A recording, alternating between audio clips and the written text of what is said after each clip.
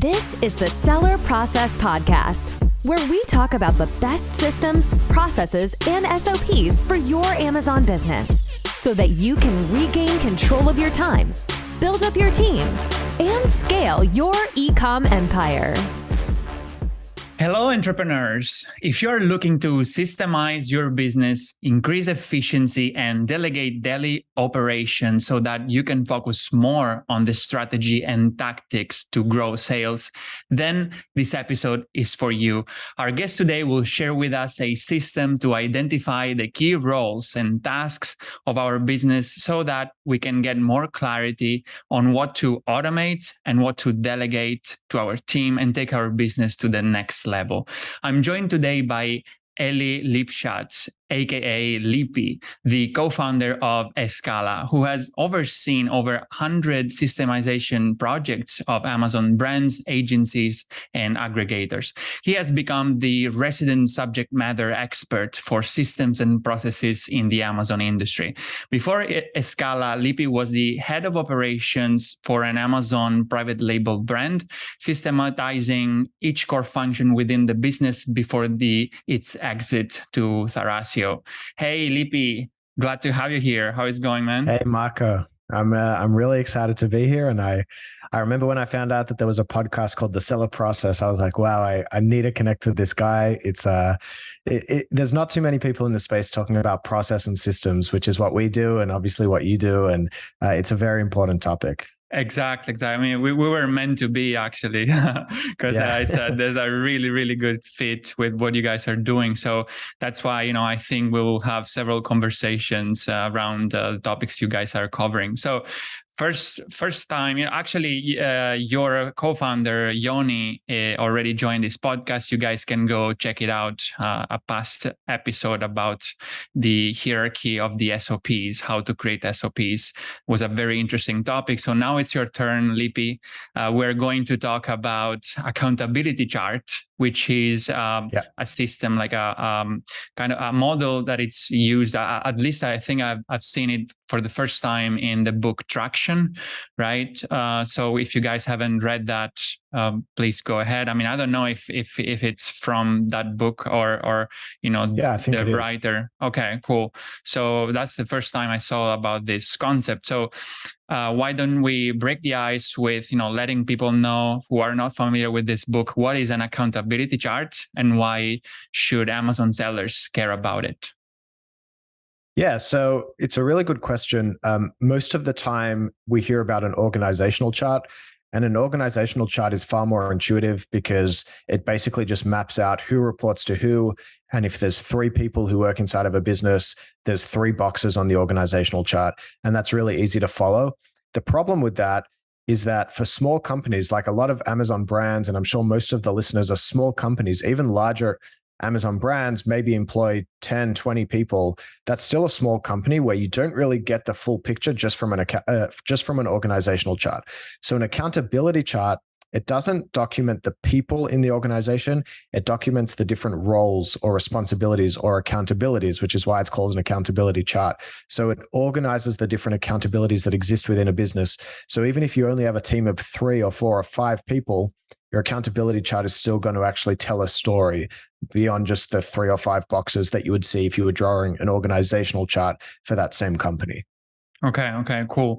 Yeah, so I guess, most people in the Amazon space, they start as a solopreneur, right? So they don't even have a team, or maybe after some times they just hire a few freelancers or VAs, right? So for most people, I guess, are not familiar with creating organizational charts because it really doesn't make much sense for a small team, right? But an accountability chart works very well for any size, right? Even if you are by yourself, you are basically sitting on all the responsibilities in the accountability charts, right? So let people picture how it looks like. And by the way, obviously, guys, each episode of the podcast, you will always find a complementary material. So in this case, Lippy is sharing with us the accountability charts that he created and he's using in his company. So you can download it at thesellerprocess.com, find this episode in the show notes or in the YouTube episode in the description. So let's go ahead, Lippy. Like what does that look like? Well, I think the way to think about an accountability chart, because the first time you think about it, it can be weird. Why are there 30 boxes on my accountability chart when there's only one person? And it's really important to understand that accountability charts document accountabilities or roles or seats within the business, but not people. So even if you're one person, you're still going to have a pretty big accountability chart. So let's take Amazon private label brands. Let's just say a very typical brand only sells on Amazon.com. There's going to be a product development function within that business. There's going to be a brand management function within that business that actually, creates the listings and runs PPC and things like that. There's going to be supply chain management. You need someone actually making the, supplier relations and sending out the POs to the suppliers and tracking it across the world and working with the freight forwarders and actually reconciling it when it gets to Amazon. And you're going to need a customer support function. So let's just take those 4. It doesn't matter whether you've got 5 people in the business, 1 person in the business, 10 people in the business. The accountability chart is actually going to be more or less the same. And then you can start to add accountabilities as the brand gets bigger. For example, if you start selling on Walmart, that's going to come with a whole new list of accountabilities. Or if you start working with influencers, that's going to come with a whole new set of accountabilities. Someone needs to find the influencers, someone needs to manage the influencers, someone needs to send the products to the influencers. So the accountability chart, it essentially documents each different part of an accountability, each different role of an Amazon business. And that scales pretty nicely because the accountability chart remains more or less the same. And we use it as a tool to actually identify who should we next hire, which is one of the biggest problems in the Amazon industry is how do I build my team?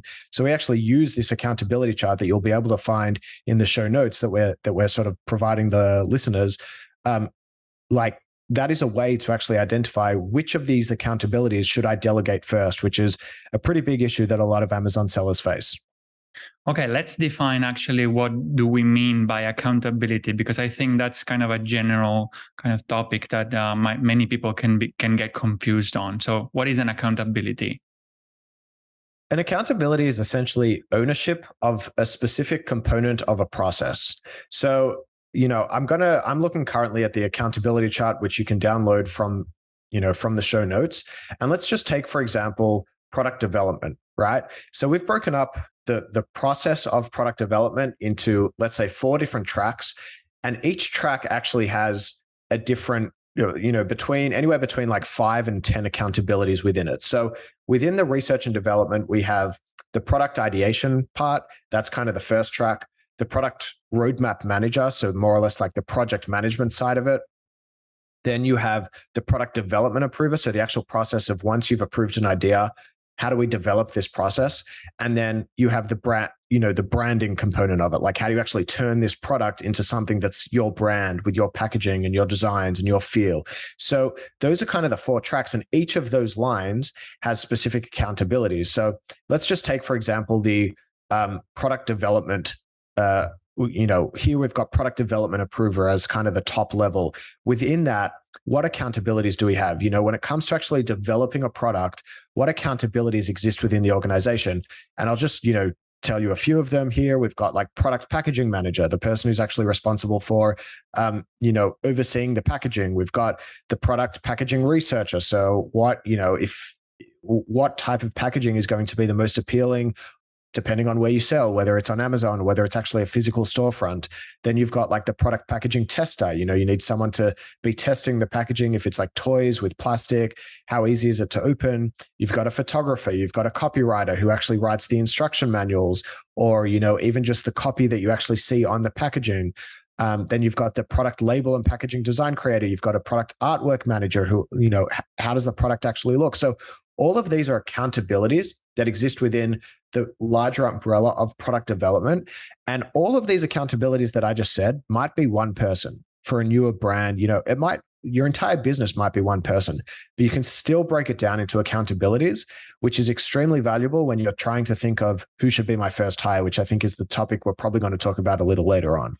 Yeah. Okay. For sure. All right. So that's very interesting. So guys, basically what we're trying to do here with this chart, it's basically breaking down all the operations within our company into smaller chunks. So we identify basically the tasks, the individual task, or the roles, or the accountabilities, how we're saying, okay, the responsibility. Okay, so we are basically breaking down, for example, product development into all its components, right? Like the research, the evaluation, the samples, the contacting suppliers, and so on, right?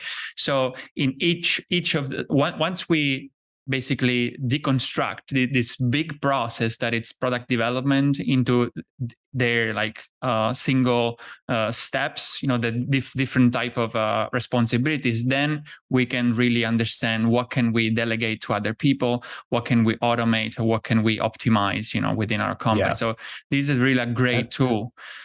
And a tool, sort of like a mental model that we use to think, because sometimes people say, how can I document my accountability chart? How do I know like whether this is an accountability or whether I'm going too granular? So a mental model that we use for this is to think, even if you're a one-person company, how would my organizational chart look if I was in a 100-person company? How would I split up the responsibilities if I reached that scale?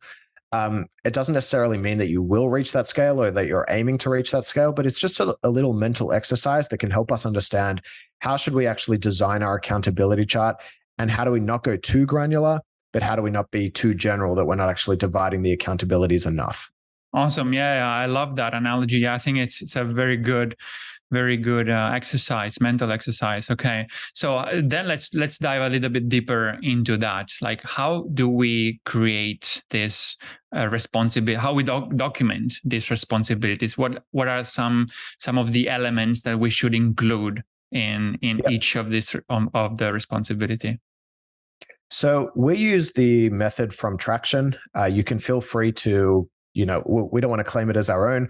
Essentially, what we do is we keep it really simple, plus we add a tiny little bit extra. So let's say for product packaging manager, essentially what we're going to do is just write 3 or 4 bullet points below that accountability to just really simply document in very normal English, what is this accountability? What does it actually include? And something that we've added on top of that is that for each accountability, we include a KPI. So let's say, for example, product packaging developer, the 2 bullet points that we've got here are designs and develops the optimal product packaging for new product development and improvement initiatives. And then the other one is ensures product packaging developed is optimized for cost, prioritizes safety and compliance to packaging standards. And then the KPI is new product performance rating, which would be like a review, customer reviews or something like that. And then the number of packaging related customer complaints. That could be another KPI. And then another one could be cost savings. if you were able to manipulate FBA's tiering to make your product to increase your margins, let's say. So that's kind of how we do. We go accountability by accountability and just break it down into 2 or 3 bullet points and maybe 1 or 2 KPIs that you can have for that specific accountability. Awesome. Yeah, I love how we're going very granular in each responsibility. That's really interesting. I've done something similar within my company, not as detailed. So I'm gonna take that idea for sure in my business. So basically, guys, it's a responsibility. We need to describe what's the responsibility and give the KPI to that. So then we can understand how well that responsibility has been going on. So then I saw another component of this that you add into the accountability chart, which is the delegation automation index. So you guys will see it in this chart. Yeah. It's something that you told me in the pre-interview chats that we had. So let people know what is that about, and how do we calculate this index? So if you look on the chart that you can download, you'll see that in the top right corner of each accountability box, we have something called the Delegation Automation Index. And that's something that we've made up. The reason why we've built this is because so often in Amazon companies, entrepreneurs start out as solopreneurs. A lot of the time, Amazon is a side hustle that turns into a full-time job, and they become really successful. And then all of a sudden they need to build a team. And it was never even in their wildest imaginations that this would be something they would need a team for. It's more, they saw this as always being a side hustle. And the biggest problem is I've got so much on my plate. How do I actually delegate? How should I build my team? It's a problem that we see over and over and over again. So we built something called the Delegation Automation Index, which essentially, when you have an accountability, you have three options. You can either do it yourself, you can automate it, which is probably the best solution if you can find a way to make something reliant on technology, or you can delegate it, which essentially then means that it's reliant on people and process. And the Delegation Automation Index essentially gives each accountability a score out of 10, where a 1 means you absolutely have to be the one to still do this, and a 10 means you need to delegate this as quickly as possible because it's just so simple. Think of something that's extremely repetitive but doesn't actually require any skill. So let's say, downloading a report from Seller Central. There's no reason why you should be spending time doing that. But a lot of Amazon sellers find themselves doing really low impact work very often. And as you start to grow your brand or whatever business you're, not actually specific to Amazon, the thing founders need to do is become very protective of their time. Their time becomes one of the most important commodities in the business. So we developed this to help founders actually see what they should be delegating first. And we break it down sort of into a bunch of different criteria that help you understand what the Delegation Automation Index should be. We're not just pulling these numbers out of nowhere. Do you want me to sort of go through that criteria? Yes, please. Yeah, let's see that. I'm interested. Yeah, so we've broken it down into 6 criteria. The first one is repetitiveness of tasks. So if a task is extremely repetitive and it can be documented into an SOP pretty simply, whether that be a Loom video or a Google Doc, that's going to make it more delegatable because it's just happening over and over and over again. The next one is the bandwidth consumed. So if something doesn't actually consume much of your bandwidth, let's say it takes you 1 hour every quarter, that is not necessarily something you need to prioritize delegating because it's not actually impacting you so much. It's not actually impacting your time so much. So if it's taking you 1 hour a day, for example, if you're spending 1 hour a day on, let's say, customer support, then that is something you should prioritize because it actually is consuming a lot of your bandwidth. Mm-hmm. The next is the impact to the organization. So essentially the degree of the impact that the accountability makes to the whole organization. So you'll see in the sample org chart that like product approver, the person who actually approves which product we spend tens of thousands of dollars on launching versus the person who says, no, we're not going to launch this product. That's extremely impactful to the business. And those, a small number of decisions can be so important to the success of the business as a whole. So that's probably not something you should delegate. But if it's something that's really low impact, and also takes a lot of your bandwidth and it also is extremely repetitive, then that's going to be high on the Delegation Automation Index. So that's 3. The 4th is the degree of skill or creativity required. So there are some tasks, let's say, let's say copywriting, for example. There's a real art to copywriting. It's not something that you can document in an SOP. It's not extremely difficult. It's not the hardest thing in your business, but it's something that really requires a specialist to do. And it can't just be delegated to absolutely anyone. But then there are some things that really don't require unique skill or creativity and just require general diligence and, a hard worker. And that's kind of something that we really factor in the Delegation Automation Index. The next thing is the escalation tendency. So how likely is this going to be escalated to you if you do delegate it? Meaning, if you're delegating a process, but you're not actually delegating the authority to make a decision to the person you're delegating it to.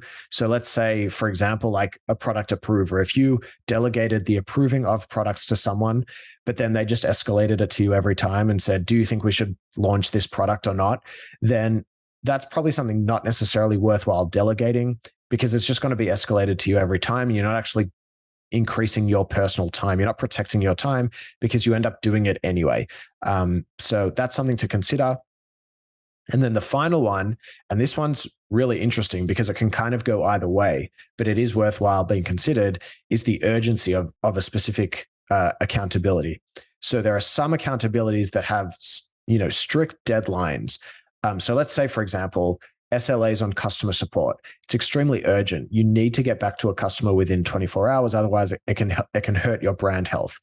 That would be an example of why you should delegate it because you are so busy that when this urgent thing pops up, you're not necessarily going to meet that SLA because there's just so many other things on your plate. You should delegate it to someone who that is their main focus because it's urgent. On the other hand, sometimes when things are really urgent, it's because they're really important and they're really impactful to the business. And you should actually not delegate that because it happens to be extremely impactful. So the urgency one can kind of go either way, but the other five, the repetitiveness, the bandwidth, the impact, the degree of skill or creativity, and the escalation tendency, those ones are really simple. And those are kind of the factors that we use in order to get to a number from 1 to 10 for the delegation automation index. Oh, very, very cool. I took a lot of notes, man, because I think all this is very, very interesting. So we're getting very granular here. Let me actually try to summarize a little bit so people hopefully, will just rehearse a little bit together. So you guys should break down all the operations within your company. Okay. So you will find each individual task, a responsibility. Each of those basically will fall into like a macro category, like product development, customer service, branding, product management, and so on. So then basically you're going to, after you identify these tasks, these responsibilities, you can assign to them a delegation automation index. Okay, so basically it's a number that is going to help you to quantify like how easy is to delegate this task or how easy is to automate this task. You can base this score out of your personal experience, or if you want to go like really pro, like Lippy just shared, you can use these 6 factors to make a score for this task. Okay, so up to you, obviously, how deep do you want to go into this? But definitely, this is you can see how can this help you so much, to get more clarity. And after you will have done this exercise, basically you will have a list of responsibilities, a list of tasks that you do periodically in your business, and you will know exactly which one it's more easy or simple to delegate to other people. So then when it's time for you to hire somebody, you can quickly assign those tasks to the right people because you have done the work before that. So is this summarizing more or less what we just said? I couldn't have said it better. It was an excellent summary. And just a final thing I'll say about that is that it's all based on something called the law of delegation, which we didn't make up. It's kind of well known in management consulting spaces that if someone can do something 80% as well as you, it's time to delegate. That's kind of the philosophy of the law of delegation. Don't wait for someone to do something as well as you, exactly as well as you, like 100% as well as you, because then you're not going to be able to elevate. That's something they talk about a lot in Traction is the process is not just delegating, but it's delegate, then elevate. So you're delegating so that you can elevate yourself. And that's kind of like a perpetual process that you do so that essentially you're freeing yourself up more and more and more to focus on the things that are really going to be impactful to the business, whether that be something you love doing in the business or something that's extremely impactful, like, high-level strategy, launching into new markets, developing new products, whatever it is. That's kind of the idea of like delegate, then elevate. Yeah, absolutely agree. I mean, I think it's something that most entrepreneurs are guilty of, that, we want to have perfection, and we want to have, our VAs, our team members to do things as well as we do. But as you said, the law of delegation says that if it's 80% the way we want it, the way we're looking at, it's better to take it and, move. It's speed. It's more important than, perfection in business. So guys, remember this law, because for sure, if you're going to hire somebody, especially remote workers from the Philippines or Pakistan, you will feel that it will probably impact you. But go ahead, you use the philosophy that I call not that I call, it's also from another book, ready, fire, aim. So like you need to go fast. First fire, and then you will aim. You will adjust along the way, but speed is super important. So it's great advice. Thank you, Lippy. So I'd like to just end with a couple of few short questions. How is this fitting? How is this chart fitting with our team? Like, are we sharing this chart with our team? Are they interacting with this chart somehow? I'd like to learn more about that. Yeah. So in a best case scenario, hopefully you've got a team that you really trust, that they're bought into your vision for where you want to take the company. They see it as, they really feel ownership over the company. And if that's the case, then I think it would absolutely be smart to share this with your team. I think that it's an amazing enabler. The purpose of the accountability chart is not just to have, it's not just because it looks cool and nice, and it's just something that you have in your organization. The purpose of it is to help you make decisions. And those decisions are about, who should we hire? How should we structure future roles? How should we structure existing roles, which is always moving. It's always adapting. And having this accountability chart really gives structure to those discussions that you're going to have. So getting the team involved means that you can include the team in those types of discussions, which I think is a really positive thing. And I would recommend including the team in the build out of this as well, because especially once you get a team of like 5 or more people, they will start to know elements of your business better than you know them. So getting them to help you build out this accountability chart is going to be extremely useful.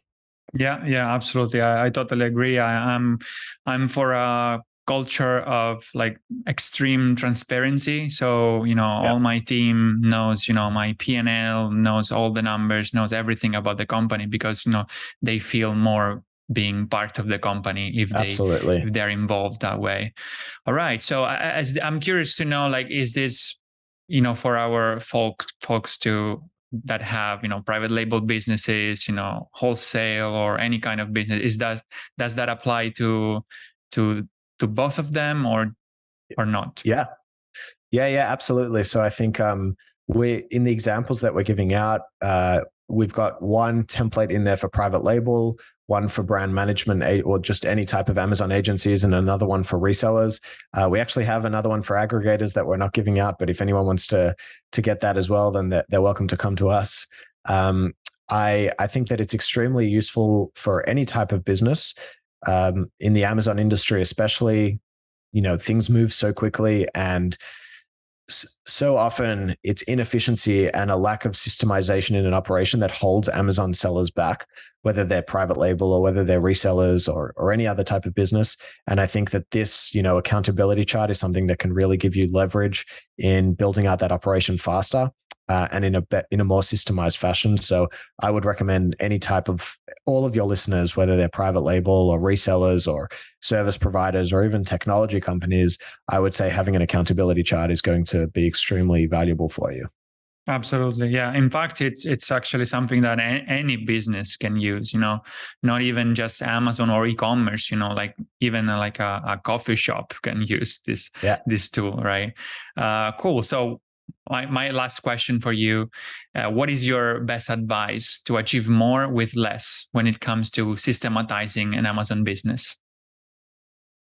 That's a really good question. I would say that, well, let's stay on topic of what we've been speaking about this entire time. I would say that identifying specialists rather than generalists is a long-term plan that pays off faster than you think. So too many people get into the habit of just trying to get things off their plate as quickly as possible, and they end up just hiring a lot of generalists, and that can do a task, but they cannot do a responsibility. And we always talk about delegate ownership of accountability, so ownership of an outcome rather than ownership of a task. And yes, delegating a task is really good for the short term, but the long term, you're still just getting someone who does a task. Whereas if you hire specialists, and I think this accountability chart can help you identify which is the best specialist to hire and how should you structure that role. Maybe at the very, very start, it's not going to solve that problem, but within, a month, 6 weeks, it's already going to start paying very significant dividends. So that would be my advice to anyone: is don't fall for the temptation of hiring generalists, because then you're just going to need to keep on hiring more and more generalists. Hire a specialist and you'll find that you're able to do a lot more with less. Awesome. Yeah, totally agree. I love that tip. Yeah, thank you, Lippy. So, guys, remember the key to success is to emulate the best. So now it's your turn. Go take action on the tips that Lippy just shared. Go download the accountability chart that he just gave us available. For each of us to download. Go to thesellerprocess.com and download it from the show notes or from the description of the YouTube video. Guys, have a no, wait a second, guys. I'm almost forgot to ask Lippy. Sorry, how are you going to help people if they would like to get your help with systematizing their business? How can they reach out, and what can you offer them? Yeah, so if you found this call interesting, and if you feel that this is a problem that you might be facing in your business, or whether it's building SOPs, making your team, empowering your team members to achieve more, working with ClickUp, working with process mapping, all of that's what we've built a Scala for. And we've actually just released a course for the first time. It's up until now, we've only ever offered consulting solutions, which tended to be on the more expensive side because it was very much one-to-one. But now we've actually been able to document all of this IP into a digital course with, I think it's over 20 hours of video content, more than 70 lessons, all of the templates, pretty much everything that you need to systemize your business. We've documented that into a course, and it's currently at a launch price at 50% off, but we're actually going to offer listeners of this podcast 10% more. So that's 60% off until the end of the year, until the end of 2022. And they can use the code TSP60. And I'm sure that the course link will be in the show notes. So feel free to go through there. I'd really appreciate it. I think you would have you would learn a lot if you could get past listening to my Australian accent over and over again.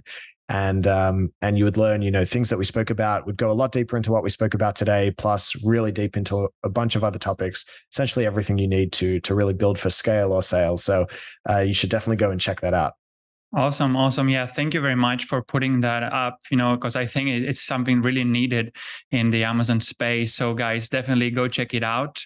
We'll link everything in the show notes. We have a super generous also coupon, 60% off. So take advantage of that.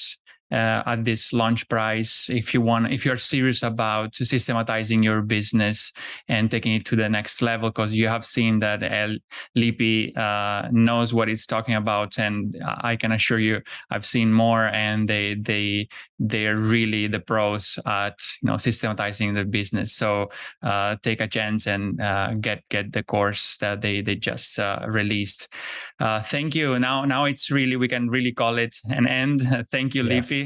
This was fun. For coming. Yeah. So I hope we will have another more time to chat here. I'm sure to share more. Thank you again, Lippy, and guys, you have a super productive week. Until the next time, see you. Hey entrepreneurs, I hope you enjoyed the episode and learned something from the interview. If you're serious about creating systems for your business, automating processes and building up your team, so that you can transfer the tedious daily tasks in order to focus on more high-level strategic tasks and work on your business and not in your business, I've created a guide for Amazon sellers named Capturing Systems and Creating SOPs that you can find at thesellerprocess.com/systems ebook, where you will learn how to leverage systems and SOPs in your Amazon business so that you can accomplish more by working less, optimize your time, automate and delegate tasks, and reap the benefits of being a true business owner and not simply an operator in your own business. Go download the ebook at thesellerprocess.com/systems ebook and start implementing all the tips and insights that I share with you. And leave us a review or a comment to let us know how the content we are sharing here is making an impact in your business. And have a productive week.